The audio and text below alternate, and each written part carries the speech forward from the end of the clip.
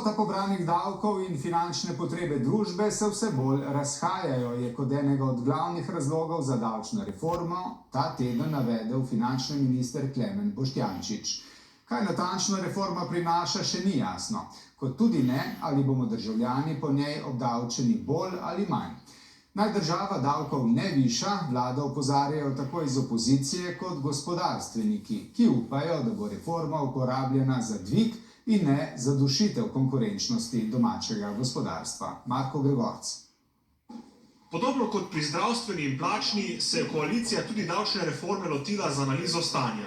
Ključna ugotovitev je, da potrebe družbe na eni strani in na drugi strani davčni sistem ne gresta več skupaj, če hočete, sta skozi bolj narazen. A da ne gre toliko za rast potreb družbe kot rast lastnih potreb vlade, so prepričani v opoziciji. Jasno je, da obstoječa koalicija išče denar, išče nove davčne vire za svoje velike potrebe.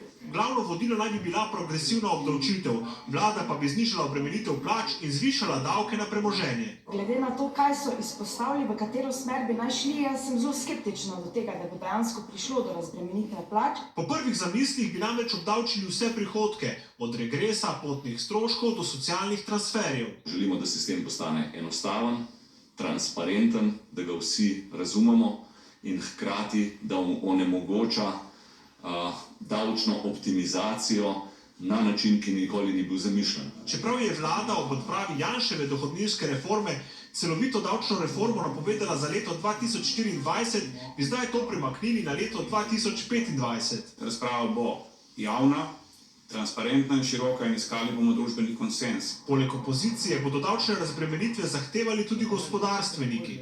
Mi smo že svoje stališče nekje dosti jasno izrazili v primeru predloga sprememb oziroma dohodninske zakonodaje, ki je bila seveda potem tudi za ustavno presojo ustavljena. Celovito spremembo sistema vidijo kot priložnost za dvig konkurenčnosti našega gospodarstva. V Združenju Menedžer namreč opozarjajo, da na lestvici konkurenčnosti zasedamo šele 38. mesto med 63 primerjanimi državami. Ob dodatni bremenitvi plač se bojijo izgube visoko usposobljene in produktivne delovne sile, ki ob kadrovski suši vroča roba po vsej Evropi. Krška nuklearka ima še 20 let življenjske dobe. Kaj bo z njo kasneje, je še velika neznanka. Danes je elektrarna v dobri kondiciji, njeno življenjsko dobo bi lahko podaljšali še za dodatnih 20 let, vse do leta 2063, zatrjujejo v Krškem. Toda, kot opozarjajo energetski strokovnjaki, imamo težave pri oskrbi z električno energijo že zdaj. V zadnjih mesecih smo bili precej odvisni od uvožene elektrike. Če bi imeli še drugi blok nuklearke, bi lahko bili samozadostni, pravijo podporniki jedrske energije. Kakšne pa so alternative? Ali bo v Sloveniji dovolj elektrike, če drugega bloka nuklearke ne bo? Sandra Boršič. Prej kot 15 leti bo drugi blok stal. Tako leta 2013 upravljavci jedrske elektrarne Krško, a danes, 10 let kasneje, drugega bloka še ni. Jedrska elektrarna, ki pokrije 20% uporabe Slovenije po električni energiji in 16% uporabe Hrvaške, letos šteje že 40 let, a življenje so ji v začetku leta podaljšali za vsaj še 20. Naš cilj je vzdrževati to elektrarno, prvo elektrarno, v izredno dobrem stanju in se mogoče pogovarjati tudi za podaljševanje kasneje. Lahko bi obratovala, kot priznavajo, vsaj do leta 2063, ko bo elektrarna štela 80 let, a kljub temu drugi blok krvavo potrebujemo, pravi podpornica jedrske energije in urednica jedrske SI.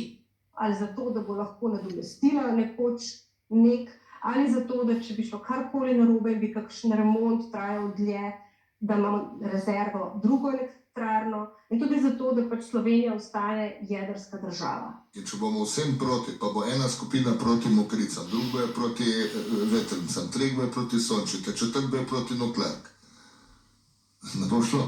Pred nami je vedno večja uporaba elektrike, na trg prihaja tudi več električnih vozil, pri nas pa lani rekordu uvoženi elektriki, tudi letos smo v povprečju 31% odvisni od uvožene elektrike. Ampak bolj, ko bomo vozno odvisni, bolj bomo odvisni od evropskih cen in bolj bomo, povečevali tveganja v kriznih razmerah neoskrbe. Glede na to, da okoliške države imajo tudi težavo s proizvodnjo električne energije, bomo verjetno tudi mi imeli to težavo, prej ali slej. Tako da treba je graditi, treba je zagotoviti dovoljšno količino električne energije. Medtem pa na ministrstvu, kot pravijo, želijo preveriti vse alternative, preden bi v Krškem začel rasti novi blok. Zdi se mi res zelo vehementno trditi, da je energetska suverenost naše države ogrožena, če ne bomo zgradili enega jedrskega bloka, ki ga bomo v najboljšem možnem primeru gradili 15 let. Drugi blok je, kot pravi podpornica jedrske energije, po 18 letih od prve omembe še vedno neznanka, predvsem pa tarča političnih bojev. Je JEK2 preveč pomemben projekt nacionalnega pomena in ne sme postati polje političnih preigravanj. Si pa podporniki jedrske energije želijo, da bi pospešili upravne postopke po zgledu drugih držav in tako bi prej začeli graditi drugi blok. Jutri zvečer